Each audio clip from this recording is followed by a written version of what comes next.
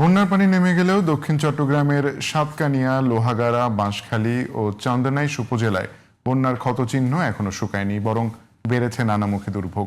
ভেঙে পড়া সড়কের কারণে বিধ্বস্ত হয়ে পড়েছে যোগাযোগ ব্যবস্থা। তার সাথে বন্যায় তলিয়ে যাওয়া ফসলের ক্ষতির দ্বিমুখী চাপের মধ্যে চরম বিপাকে এখন এসব এলাকার কয়েক লাখ মানুষ। সড়কগুলো সংস্কারের পাশাপাশি ক্ষতিগ্রস্ত কৃষকদের পুনর্বাসন সহ প্রয়োজনীয় সহায়তার দাবি স্থানীয়দের। চট্টগ্রাম দক্ষিণ প্রতিনিধি হারুনা রশিদের রিপোর্ট, জানাচ্ছেন জামান আশরাফ। কেসারেন শেকড় থেকে শিখরে।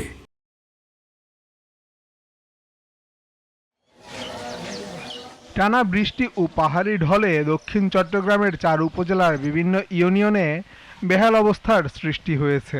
কোথাও সড়কে বড় বড় গর্ত, কোথাও ধসে গেছে রাস্তার একাংশ। বন্যার এমন ক্ষয়ক্ষতিতে এখনও দুর্ভোগ পোহাচ্ছেন স্কুল কলেজগামী শিক্ষার্থী, রোগী, কৃষক ও সাধারণ মানুষ। দ্রুত এসবের সংস্কার ও পুনর্বাসন চান স্থানীয়রা।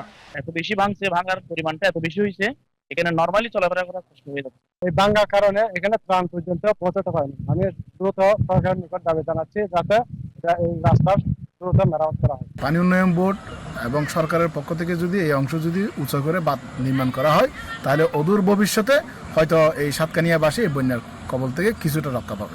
এবারের বন্যায় দক্ষিণ চট্টগ্রামের 4 উপজেলার সড়ক খাতে 211টি সড়কের মধ্যে বিধ্বস্ত হয়েছে 145 কিলোমিটার, যার আর্থিক ক্ষতি প্রায় 84 কোটি টাকা।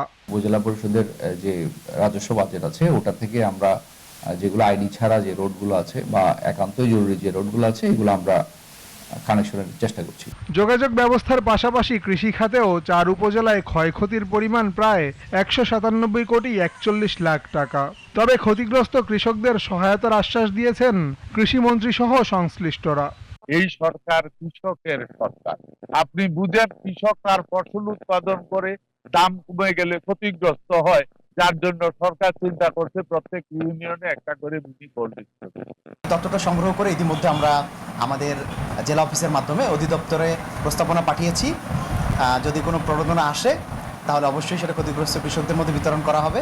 দ্রুত কার্যকরী উদ্যোগ নেওয়া না গেলে কৃষি খাতে উৎপাদন কমে যাওয়ার পাশাপাশি স্থানীয় অর্থনীতিতেও দীর্ঘমেয়াদী নেতিবাচক প্রভাব পড়বে বলে মনে করছেন সংশ্লিষ্টরা। জামান আশরাফ, জিটিভি নিউজ।